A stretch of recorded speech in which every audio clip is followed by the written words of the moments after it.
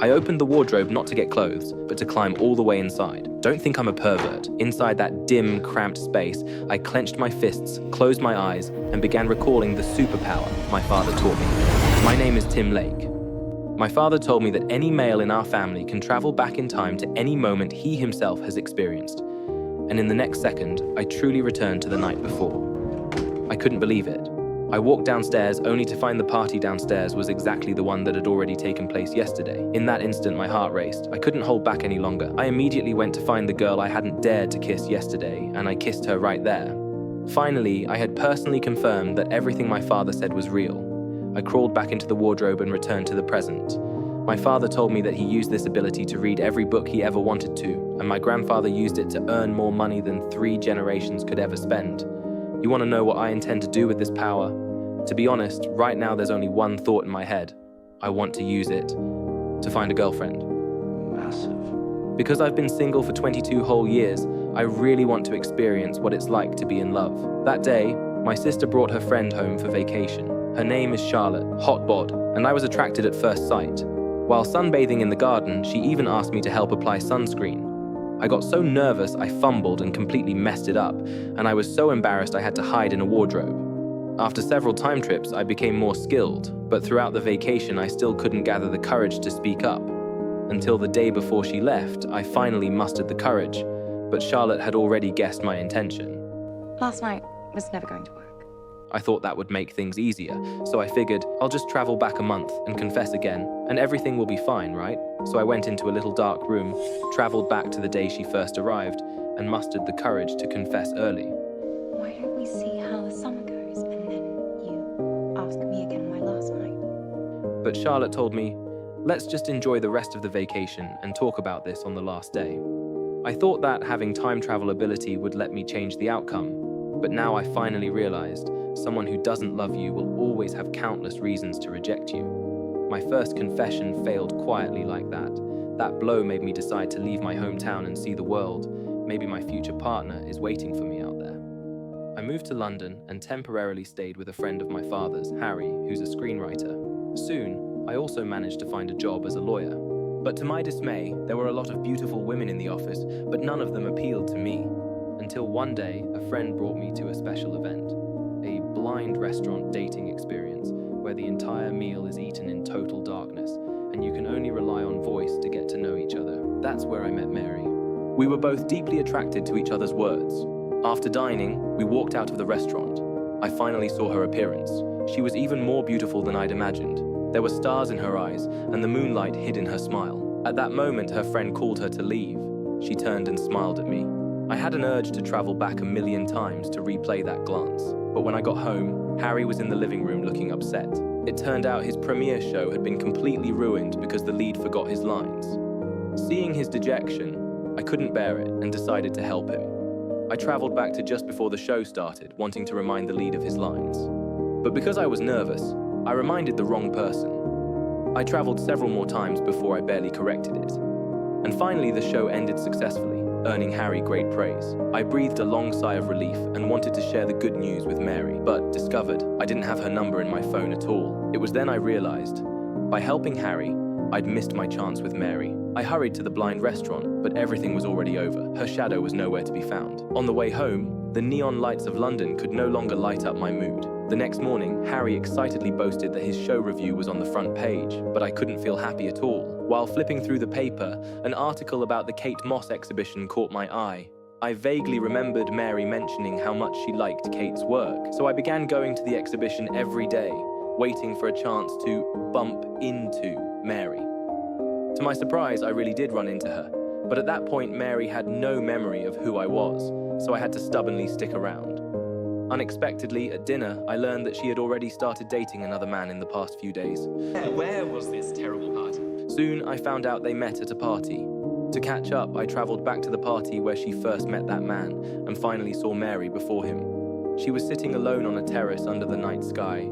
Every star seemed to shine just for her. I used my insight into Kate Moss to quickly open her heart. We went to a restaurant and through deep conversation, this time we clicked even more than our first meeting, like fated kindred spirits finally reunited. After dinner, she asked me to walk her to her car. We walked several streets before she told me her car was actually parked at her doorstep. I hadn't expected she was the hidden master of romance, silently leading me back to her house. She invited me in and said she was going to change into pajamas, adding, "If you'd like, you can come in 1 minute later and help me take them off." A minute later, I entered her bedroom. In the mix of tension and awkwardness, our first time happened silently. She gently taught me what to do next. I quickly went again, but I wasn't satisfied with how fast it happened. I thought it was pretty lovely. You know what I wanted to do? I asked her to wait a moment, then came back in again before intimacy. This time I was noticeably more confident, but still felt something wasn't perfect. So back and forth we went a few times, then we nestled together, quiet and content.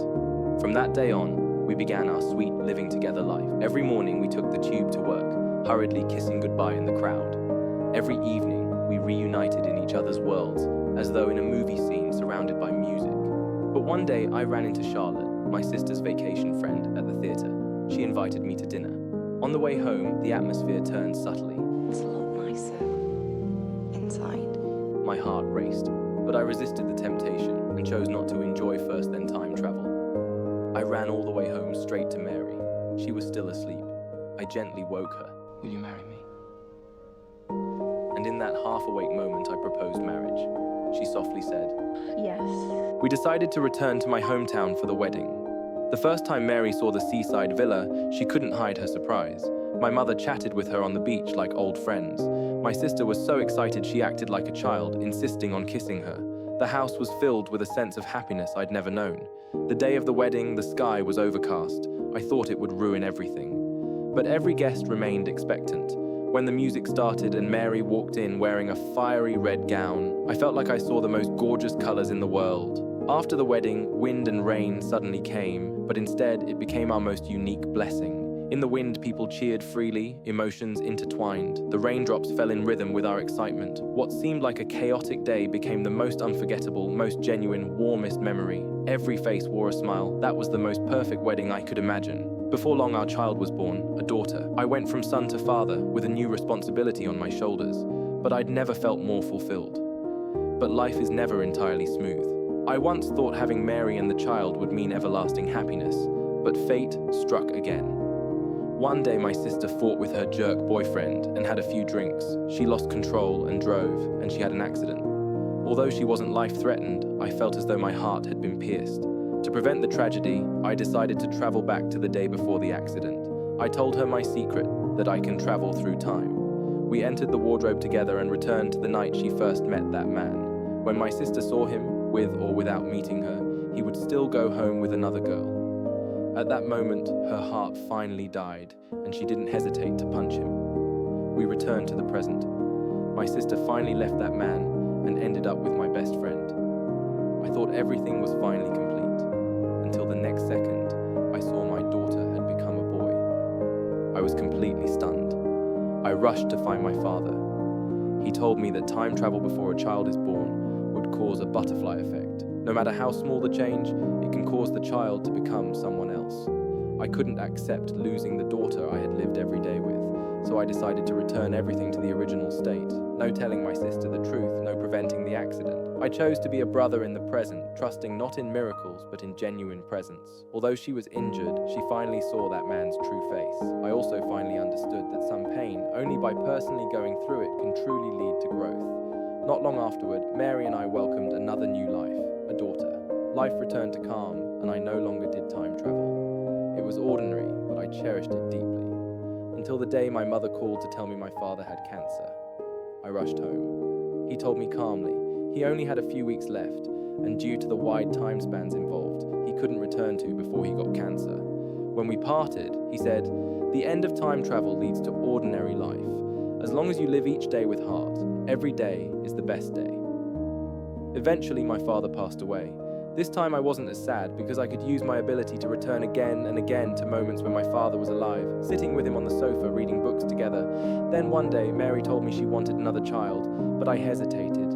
If we were to have another child, I wouldn't be able to go back to see my father again. I anguished, but with Mary's urging, I agreed. Because loving someone isn't about keeping them forever, it's about carrying their love forward in your life. What my father taught me was how to truly live in the present, to love right now. Just before our third child was born, I traveled one last time back to the past. That time, my father rarely beat me and asked what reward I would give him. I said, a kiss. I gently gave my father a kiss. The river of time, though we can leap above its surface, ultimately can't resist its continuous flow. At last, my father suggested a walk together, and we returned again to my childhood, playing together by the seaside. Once, I thought having time travel ability meant I could control everything, make up for regrets, reverse losses. But later, I realized the most precious thing isn't those shape-shifted moments, but each ordinary day lived with real intention. True magic isn't time travel. It's using a time-traveled heart to live each normal today